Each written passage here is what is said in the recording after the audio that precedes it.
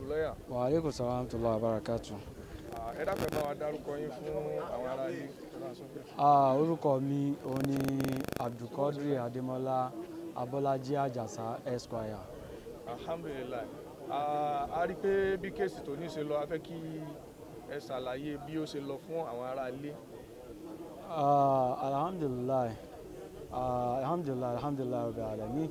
So a dúpẹ́ fún Ọlọ́run pé kéèsì tèmi pé ó lọ ní ìrọ̀wọ́rọsẹ̀. In fact, in terms of security kò sí problem everywhere ní àwọn security normal security sí tí wọn ò fún anybody ní access sí court everywhere, everything they were well coordinated. So a dúpẹ́ fún Ọlọ́run. Ìgbà tí court jókòó ní around 9 o'clock gẹ́gẹ́ bí gbogbo náà ṣe mọ̀ pé that's the official time tí court máa ń jókòó. So bí wọ́n ṣe jókòó wọ́n pe kéèsì wa. So complainant dìde, wọ́n counsel to complainant, wọ́n dìde, wọ́n announce the appearance wọn alongside with 9 others léyìí tó túmọ̀ sí pé àpapọ̀ gbogbo àwọn lọ́ọ̀yà tí a appear lẹ́yìn ìwé 10. So after that, counsel to the first defendant, àwọn náà dìde tó jẹ́ lọ́ọ̀yà Tani Olohun, àwọn náà announce the appearance wọn pẹ̀lú èèyàn kan àárọ̀ yìí as at the time tí kóòtù fi jókòó. Then bàbá Tede náà tètè dé kóòtù. In fact, as a result of that, counsel complainant tí wọ́n lead wa tí wọ́n jẹ́ Mr. YY Ajibade torí kò sí ọ̀gá wa US imam ní around. So wọ́n jẹ́ kí kóòtù mọ̀ pé kò sí second defendant yẹn bàbá Tede around, kò dẹ̀ tún sí lawyer ní around. Àwọn ò dẹ̀ mọ reason tí wọ́n fi wá. So it could be the reason that probably they are not ready to face their trial. So pé kí kóòtù kí wọ́n revoke bail bàbá Tede, kí wọ́n dẹ̀ issue bench warrant against bàbá Tede. Then àwọn ṣọ́ọ̀tì bàbá Tede náà sí court, lọ́ọ̀yà wa náà tó a tún plead fún court pé kí kóòtù tún issue summons against àwọn ṣọ́ọ̀tì kí wọ́n wá show cause tí wọ́n fi wá sí court àti tí reason tí bàbá Tede ò fi wà ní court. But later on, after gbà tí kóòtù wá ní kí lọ́ọ̀yà Tani Olohun náà káwọn náà sọ nǹkan kan nípa ẹ̀, àwọn náà wá plead on behalf of the bàbá Tede pé kí wọ́n jọ kí wọ́n má revoke bail wọn, kí wọ́n dẹ̀ má issue bench warrant bail because a lè sọ nǹkan tó fà á tí wọ́n fi wá pé it's very unusual of the lawyer, ìyẹn lọ́ọ̀yà bàbá Tede pé he always come to court on every adjourned date pé so àwọn ò lè sọ pé nǹkan báyìí ló fà. So for that reason court wá ní okay, if that's the case court wá give ruling. Nínú ruling court sọ pé àwọn revoke bail bàbá Tede, kódà wọ́n ti issue bench warrant ibi kí wọ́n gbé bàbá Tede. So wọ́n dẹ̀ ti ní kí wọ́n lọ gbé àwọn shorties wọn náà gbé reason tí wọ́n ṣe wà ní court àti ẹni tí wọ́n ṣe onídùúró fún. But at the end of the day, ìgbà tí court ń ka ruling lọ in respect of Tani Olohun's bail, ṣe wọ́n pè ní náà adjourn fún ruling bail Tani Olohun. So wọ́n ka ruling bail yẹn lọ́wọ́, òun ni bàbá Tede àti lọ́ọ̀yà wọn ni wọ́n wọlé. So immediately tán wọlé náà, so wọ́n ṣáà continue pẹ̀lú ruling yẹn. But ruling tí kóòtù kà lé ní òun ní pé kóòtù rí pé in the interest of justice ó dáa kí àwọn káwọn fún Tani Olohun ní bail because kéèsì tí ó ń stand ìyẹn kéèsì ẹ̀sùn tí a fi kàn án pé is a bailable offence. So refusing to grant him bail nígbà táwọn dẹ̀ ti lè fún ẹni tó jẹ́ case partner ìyẹn bàbá Tede táwọn ti fún ní bail ní last week pé so àwọn ò ní ṣaláì má fún òun náà ní bail pé in the interest of justice pé àwọn ò fún òun náà ní bail. Kóòtù dẹ̀ fún ní bail. Àwọn condition bail Tani Olohun òun náà nìyí tí mo fẹ́ kà. Kóòtù ní pé kí ó provide ṣọ́ọ̀tì méjì. Then bail sum tí kóòtù fún is 500,000 naira each fún ṣọ́ọ̀tì kọ̀ọ̀kan, ṣọ́ọ̀tì méjì, but each ṣọ́ọ̀tì ó gbọ́dọ̀ show evidence pé òun ní up to 500,000 naira ní àkáǹtì ẹ̀, àwọn méjèèjì. Oh sorry, 5 million naira, yes, I'm sorry, 5 million naira ni, yes, mo ṣe mistake ni, ẹ má bínú, èmi mo tún bá wọn reduce owó wọn, èyí tó wà lẹ́mìí mi ni tí wọ́n gbé fún bàbá Tede ní last week, but 5 million naira ni bail sum Tani Olohun. Wọ́n ní each ṣọ́ọ̀tì méjì náà fún, wọ́n á ní each ṣọ́ọ̀tì ó gbọ́dọ̀ show evidence pé òun ní 5 million naira ní àkáǹtì òun before the court. So secondly, ẹni ìkan náà àwọn ṣọtí méjèèjì yẹn wọ́n gbọ́dọ̀ reside within the jurisdiction of the court that is wọ́n gbọ́dọ̀ jẹ́ pé wọ́n gbé Ìlọrin. Then ara condition ẹlẹ́kẹta ni pé ìkan nínú àwọn ṣọtí yẹn ó gbọ́dọ̀ ní landed property tó ní C of O, kì í ṣe pé bóyá ordinary document kan tó ní C of O nílọrin bí.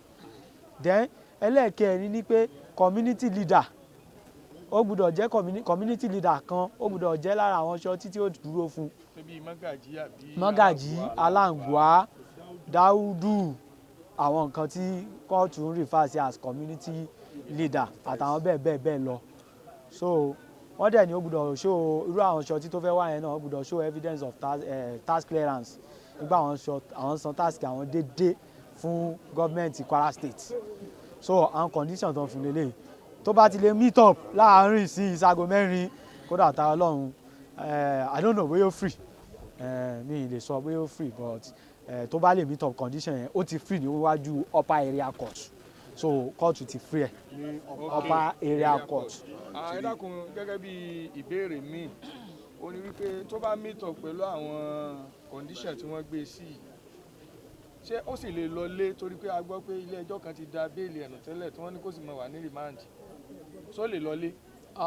Based on the little knowledge tèmi ní tí court of competent jurisdiction tó bá remand èèyàn tí another court of competent jurisdiction tí yẹn bá free ẹni yẹn tó dẹ̀ jẹ́ pé different case ni wọ́n try ṣe understand in as much tó ti jẹ́ pé kóòtù kan ti remand ẹni yẹn prior to the time tí kóòtù míì fún ní bẹ́ẹ̀lì lọ́dọ̀ tiẹ̀ so kò ní lè lọlé until tó bá tó lè gba freedom ẹ̀ ní kóòtù tí wọ́n ti remand ẹ̀ yẹn àbí kóòtù tí wọ́n ti refuse bẹ́ẹ̀lì ẹ̀ in the first place or in the first instance. So abuwa náà ti mọ̀ pé magistrate court ṣe refuse bẹ́ẹ̀lì ẹ̀ reason tí wọ́n dẹ̀ ti tó fi refuse bẹ́ẹ̀lì ẹ̀ everybody wá ti mọ̀ sí bóyá àwa lọ́ọ̀yà ń parọ́ ni o wípé wọ́n ṣe mistake tó wà very grave tó dẹ̀ wà very sacrosanct òun ni kóòtù fi refuse bẹ́ẹ̀lì ẹ̀ ní magistrate court. So tó bá yẹ pé kò ṣe mistake ni ṣebí kóòtù kan ló fún ní bẹ́ẹ̀lì lẹ́ni. So yìí ló fi ń buttress ọ̀rọ̀ wa ló fi ń buttress point wa wípé ọ̀rọ̀ tá a sọ lọ́jọ́ kìíní àná wípé wọ́n ṣe mistake ní magistrate court nínú bail application tán fáìlì òun ní ìdí tí magistrate court fi refuse bail ẹ̀ lọ́jọ́ kìíní àná.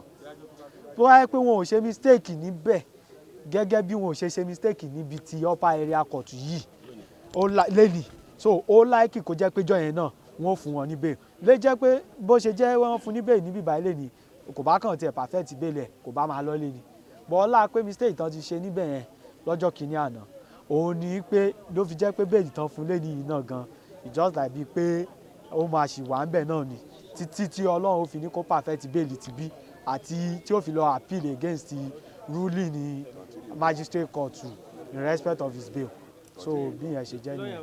Ọlọ́run jẹ́ àríyìn pé kálukú ọmọ wípé ńgbà wọn ti grant ẹ̀ ní bail ẹjọ́ ti tánu ní àbíbò àbí ọmọ gbaléwà ẹjọ́ ti parí. ẹjọ́ ò tí ì tán the essence of bail is just to secure a temporary freedom for the accused person to withstand and to prepare for his trial that's the essence.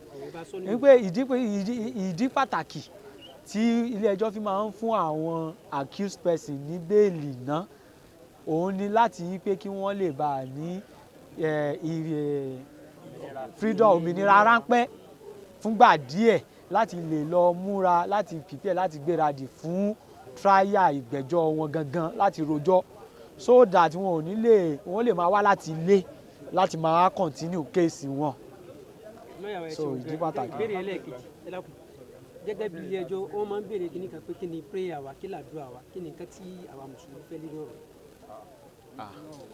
sọ orúkọ yín fún wa kẹ̀dẹ̀ ṣàlàyé bó ṣe lọ nílé ẹjọ́ lónìí. tó orúkọ mi ò ní Abọ́lájí Abdulkadir Adémọ́lá Àjàsà Esquire tí mo jẹ́ agbẹjọ́rò fún àfáà Òkútagídí àti Ògo Ìlọrin. báwo ni ó ṣe ṣẹlẹ̀ nílé ẹjọ́ lónìí. ìtí ó ṣẹlẹ̀ nílé ẹjọ́ lè ní gẹ́gẹ́ bí gbogbo wa náà ṣe mọ̀ pé ní last week tí ọ̀sẹ̀ tó kọjá tí a wá sí kóòtù ilé ẹjọ́ adjourn fún ruling láti ka ruling wọn in respect of bail application Tani Olohun.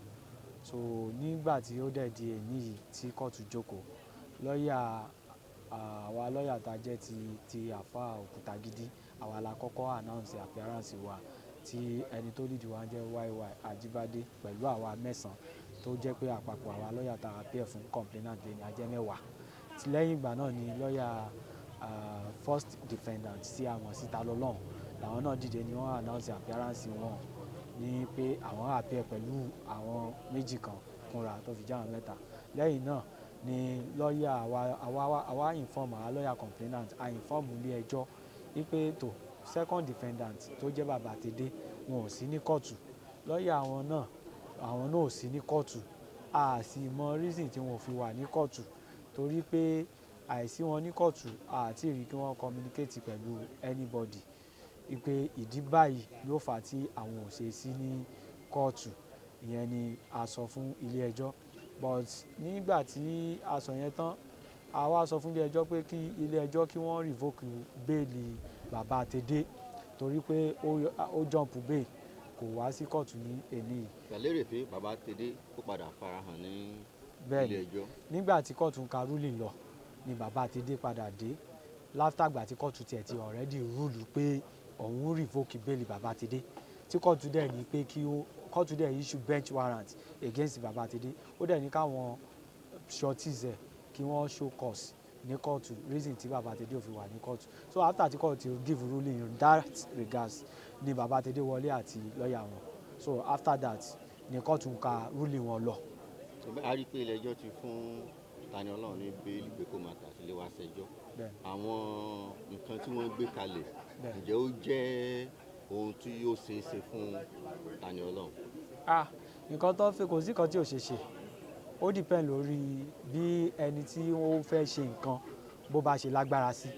Tágbára ẹ̀ bá ká nǹkan tí ilé ẹjọ́ ní kó ṣe ó lè ṣe, tí ò bá wá ká àwọn lọ́ọ̀yà náà mọ nǹkan tó yẹ kán ṣe lọ́ọ̀yà wọn.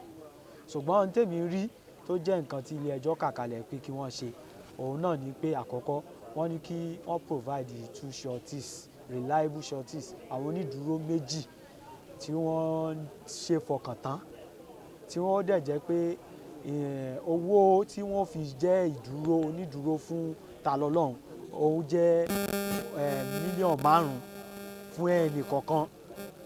Àwọn méjèèjì wọ́n gbọ́dọ̀ show pé àwọn ní up to 5 million naira ní àkáǹtì wọn. Wọ́n gbọ́dọ̀ provide evidence ẹ̀ ní o bóyá statement of account wọn pa àwọn ní tó 5 million naira each lákáǹtì wọn. Condition ẹlẹ́ẹ̀kejì tí ilé ẹjọ́ tún fún wọn ní pé àwọn olùdúró yẹn wọ́n gbọ́dọ̀ jẹ́ pé wọ́n ń gbé ní agbègbè ilé ẹjọ́ léyìí tó túmọ̀ sí pé wọ́n gbọ́dọ̀ máa gbé ní Ìlọrin. Ẹlẹ́ẹ̀kẹta níbẹ̀ òun ní pé ìkan láàárín àwọn olùdúró wọ́n gbọ́dọ̀ jẹ́ èèyàn tó ní landed property, wọ́n gbọ́dọ̀ jẹ́ èèyàn tó ní ilẹ̀ àbí ilé tí ilé àbí ilẹ̀ yẹn dẹ̀ ní ìwé sí ọ̀fọ̀ tó ní ìwé ìjọba gangan nínú tí wọ́n fi nílọrin bí. So òun ni condition ẹlẹ́ẹ̀kẹta. So condition ẹlẹ́ẹ̀kẹrin ni pé wọ́n gbọ́dọ̀ wá jẹ́ pé wọ́n provide the community leader tí ó jẹ́ community leader either Alangba Mọ́gàjí àbí kó jẹ́ Dáúdù àbí baálẹ̀ tó jẹ́ pé ní Ìlọrin ni o tí ò kọjá Ìlọrin. Kí nínú àwọn ṣọ́ọ̀tì yẹn ni ààrẹ ti gbọ́dọ̀ rí community leader àbí ọ̀tọ̀? Wọ́n lè rí nínú àwọn ṣọ́ọ̀tì yẹn ìkan gbọ́dọ̀ jẹ́ èèyàn tó jẹ́ pé ó gbọ́dọ̀ jẹ́ èèyàn tó ní landed property nínú wọn ni o. Ìkejì lè jẹ́ community leader, ẹni tó ní landed property yẹn gan náà ó lè jẹ́ òun náà ní community leader láàárín àwọn méjì. Yes, ó gbọ́dọ̀ jẹ́ pé community leader ó wà ní àárín wọn. Leader olórí agbègbè olórí ìletò kan ó gbọ́dọ̀ jẹ́ láàárín àwọn ṣọ́ọ̀tì tí yóò dúró fún. Ẹlẹ́ẹ̀karùn-ún kan. Mẹ́rin lọ́kàn ó pé ọ̀kan. Pé nínú àwọn ṣọ́ọ̀tì méjèèjì yẹn wọ́n gbọ́dọ̀ show evidence pé wọ́n san owó orí déédéé fún ìjọba fún ọdún méje sẹ́yìn fún ìjọba Kwara State fún ọdún méje sẹ́yìn fún ìjọba Kwara State.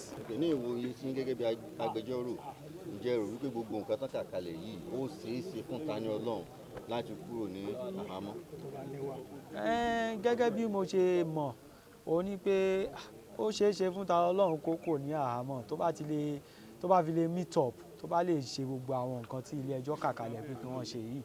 ẹ̀wẹ̀ tó bá ṣe wá ṣe gbogbo èyí tí wọ́n kà kalẹ̀ yìí ẹjọ́ tó wà ní májísírèètì a rí wípé wọn àti ìfún ní béèlì tàbí kan gba onídùúró fún tó bá meet up pẹ̀lú gbogbo ẹ̀ lélẹ́yìí ṣé ó ṣeé ṣe kán filẹ̀ kó máa lọ sílé. Gẹ́gẹ́ bí òfin kò ṣeé ṣe látara pé ilé ẹjọ́ tí wọ́n ti refuse bẹ́ẹ̀lì ẹ̀ òun náà is a court of competent jurisdiction, she understand, and is a court of record. As contrary to táwọn míì sọ pé magistrate court is not a court of record kìnnìkan kẹ́niyàn lọ wò fi dáadáa is a court of record.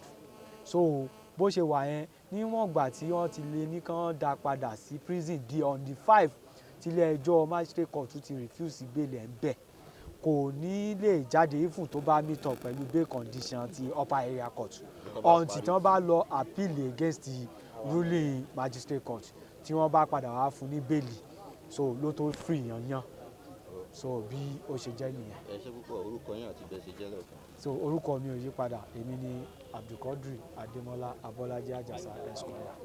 Yeah, please, very briefly, you're speaking English. You're speaking in English for less than 2 minutes, please. Particularly on the 5 conditions given to Tani Olohun to be free. Good morning. I'm lawyer Ademola Abdulkadir Ajasa Esquire. What happened in court today is that as we all know that the bail ruling on the Tani Olohun's bail is coming up today, and after the court starts, the court ruled as follows. The court gave bail to Tani Olohun on these following conditions: that one, he should provide 2 reliable sureties, and the bail sum of 5 million naira each. That is, each of the sureties must show evidence of that they have up to 5 million naira in their account, each of the surety. That the third one is that the sureties must reside within the jurisdiction of this honorable court. That is, 2 of the sureties must reside in a Ilorin environment. Then the third one is that the surety, one of them must have a landed property within the jurisdiction that covers with C/O certificate of occupancy. So, and the other one, the last one, is that one of the surety must be a community leader, either Magaji, Daudu, Alangwa, and so on and so forth. Then one of the last condition is that one of the 2 sureties must have an evidence of paying tax to the government of Kwara State for the past 7 years till date. So upon fulfillment of this condition, Tani Olohun is free to go home. And the case is adjourned to? And the case is adjourned to 23rd of October 2023 for trial. What did you stand for in the case? What's the what? The party you stand for? Yeah, I am the one standing for the complainant. I'm one of the counsel standing for the complainant. The name of the complainant? The name of the complainant is Alfa Okutagidi. Yeah. Thank you. To our channel by clicking the subscribe button. Click the bell button and enjoy the latest uploads from our channel.